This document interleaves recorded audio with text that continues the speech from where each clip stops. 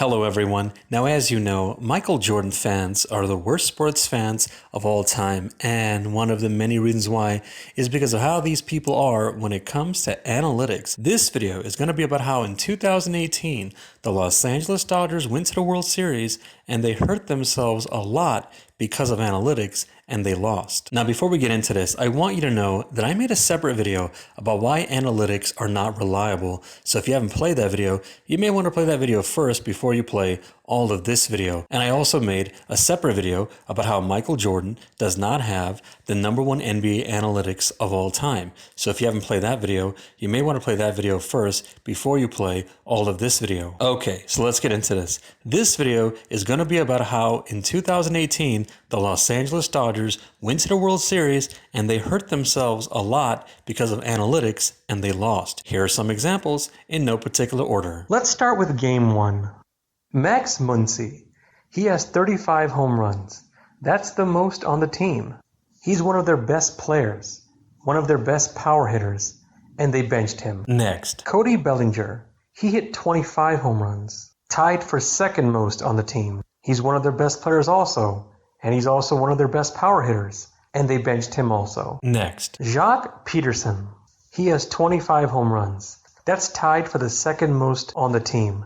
He's also one of their best players. He's also one of their best power hitters, and they benched him also. Next. Yasmani Grandal. He has 24 home runs. That's the third most home runs on the team. He's also one of their best players. He's also one of their best power hitters, and they benched him also. Next. But alright, if the Dodgers are benching 4 of their best players in the World Series, maybe they're replacing them with players who are just as good or better. So let's go over some of the players. First example, David Freese.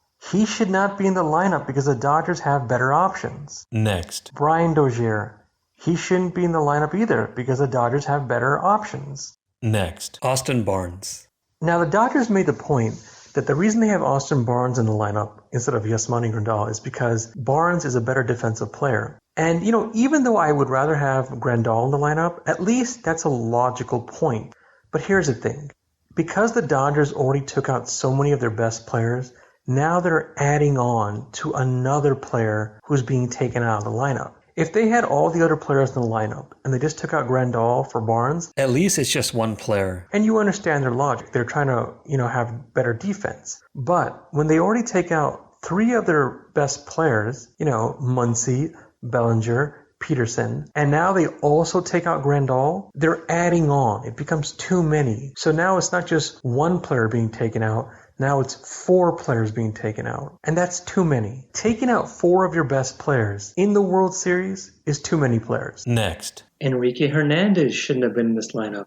The Dodgers had better options. Next. According to the Elias Sports Bureau, the Dodgers became the first team in history to begin a World Series game with their 4 regular season home run hitters on the bench. Isn't that amazing? The first team in history. Next. The Dodgers became the first team in history to have a lineup in the World Series that's all right-handed. Next. Now let's go with, did they put the players in the best places in the lineup? First example, Brian Dozier should not have been the leadoff hitter. It should have been Chris Taylor. Next. They shouldn't put Justin Turner batting second. He's a power hitter. Next. If they're going to put in Dozier in the first spot, they should have put in Chris Taylor in the second spot. Next. David Freese should not have been in the third spot. Next. Chris Taylor should not have been batting 5th. Next. Enrique Hernandez should not have been batting 7th. Next. Why was Yasiel Puig batting 8th? Next. They took out Brian Dozier after 3 at-bats. Next.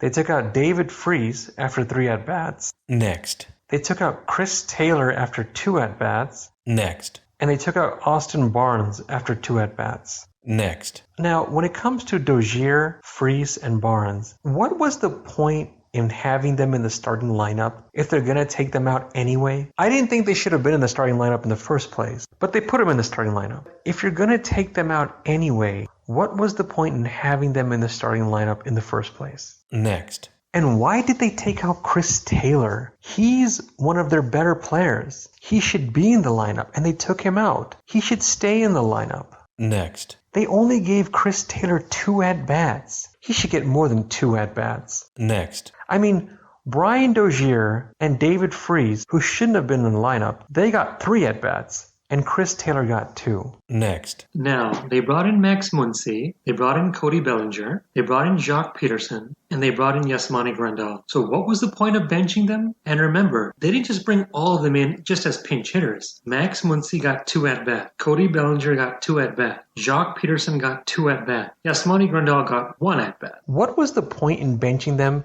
and then bringing them off the bench? Next. When it comes to players who are used to starting, there is a difference between having them start a game versus having them come off the bench. When a player comes off the bench versus starting, they may not be as warmed up. They may not be as ready for the game. Next. Especially when it's cold weather in Boston. Next. And especially when they might be a little bit nervous because it's the World Series. Next. Especially when they may not be happy that they're not starting and they're coming off the bench. Next. When you take out your players after a few at-bats, and when you bench your best players, and you bring in players who are used to starting off the bench, you might annoy your players. You might make them feel like you're disrespecting them. You might make them feel like they're not appreciated. They might not be happy with the way you're managing a game. Next. When you bench your best players who are used to being in the starting lineup, they may not be as good when you do start them because they might be rusty. Players need to keep playing. They need to keep swinging. They need to keep hitting. They need to keep being warmed up. When you're not playing your players who are used to starting, they may not be as good when you do start them. Next. When you bring them in for 1 or 2 at-bats, and assuming they don't get on base, it can affect their confidence because, the times you do come in, you're not getting on base. And then now, later on in the World Series, they start you. Some players may not be as confident. Next. I'm glad they brought in Cody Bellinger, but why did they take out Chris Taylor for Cody Bellinger? They should have taken out someone else for Cody Bellinger. When they brought in Cody Bellinger, they should have taken out another player. So these are some of the things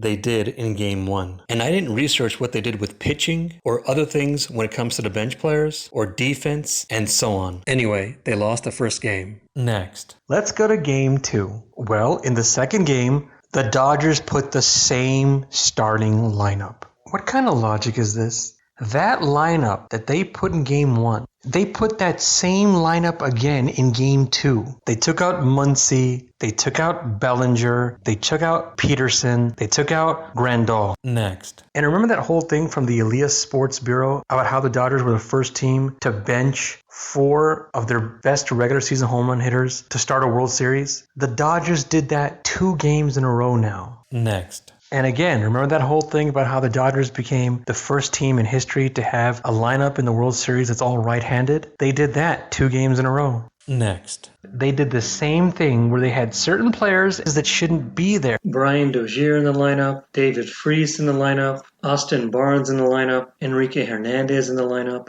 Next. They did the same thing of putting in players in the wrong spots. Brian Dozier leading off, Justin Turner batting second, David Freese batting third, Yasiel Puig batting 8th. Next. And again, they did the same thing of taking out some players after a few at-bats. Brian Dozier, they took him out after 3 at-bats. David Freese, they took him out after 3 at-bats. Enrique Hernandez, they took him out after 2 at-bats. Austin Barnes, they took him out after 2 at-bats. Next. And again, they did the same thing of bringing in players who should be starting off the bench. They brought in Cody Bellinger for 1 at-bat. They brought in Jacques Peterson for 1 at-bat. They brought in Max Muncy for 1 at-bat. They brought in Yasmani Grandal for 1 at-bat. Next. And again, I didn't research when it comes to what they did with pitching or other things when it comes to the bench players or defense and so on. Anyway, they lost the second game. Next. Now, I was thinking about going over the rest of the games, but I'm not going to. And in case you're wondering, the Dodgers did other questionable things for the rest of the series. Anyway, the Los Angeles Dodgers only won 1 game in that World Series, and the Los Angeles Dodgers lost in that World Series. And I don't know any fan or anyone in the media who questioned the Los Angeles Dodgers for all of the questionable things they did, or for most of the questionable things they did, or for half of the questionable things they did, or for lots of the questionable things they did. Even if there were people who did any of these things, there weren't that many of them. And they didn't really get into it. And they let it go. The only things that I know about where people questioned the Los Angeles Dodgers for any of the questionable things they did are 2 things. Here they are, in no particular order. First, a few people in the media questioned the Los Angeles Dodgers for benching their top 4 home run hitters and for doing these things for more than one game. And so I would assume quite a few fans questioned the Los Angeles Dodgers for doing these things. But they didn't really get into it, and they let it go. Second, a few people in the media questioned the Los Angeles Dodgers for a pitching change, and so I would assume quite a few fans questioned the Los Angeles Dodgers for that. But they didn't really get into it, and they let it go.